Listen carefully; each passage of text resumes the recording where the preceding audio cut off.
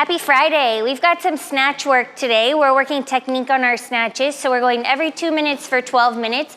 We're gonna do 1 muscle snatch and 1 snatch balance. So the muscle snatch is really to work the technique on the way up, finishing your pull, finishing it out overhead. You're gonna drop the bar to your back, and then we're gonna do a snatch balance, which the goal is to work on speed under the bar. So when you put both of those together, it should make a really good snatch.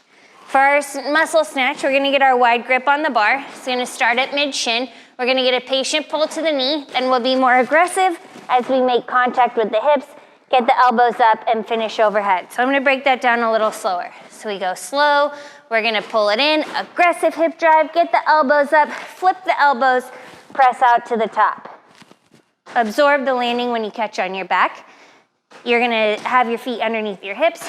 For the snatch balance, you're gonna get a little dip drive, and then you're gonna push yourself underneath the bar, catching in that full overhead squat. Now the goal of this movement, as you do your dip drive, this is as high as the bar goes. From here, you have to actively push yourself under the weight to catch in your overhead squat. So our goal is not to press the bar up and then squat down. The goal is to drop underneath and practice catching all the way at the bottom, okay? Good luck. Okay, I hope you guys are ready to use your brains because we have a doozy of a workout today. We've got a 12-minute AMRAP. It's gonna be 6 pistols, 3 muscle-ups on the rings, and 9 hang power snatches. For the pistols, this is a single leg squat, so all the way down, all the way up. You're gonna get 3 reps per side. There are a ton of scaling options for this. You can hold on to a post. You can put a plate under your heel. You can squat down to a band. You can squat down to a bench. You can step down off of a box, okay? So if you need help deciding which scaling option to use, definitely ask your coach and they'll come up with the best one for you, okay?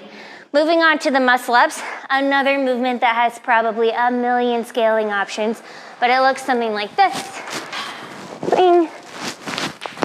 Catch, press to the top.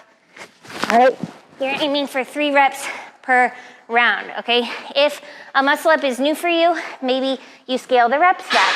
Maybe you do a muscle up transition on the low rings. Maybe you scale it back to burpee pull-ups. Again, your coach will definitely be able to help you come up with the best scaling option for you.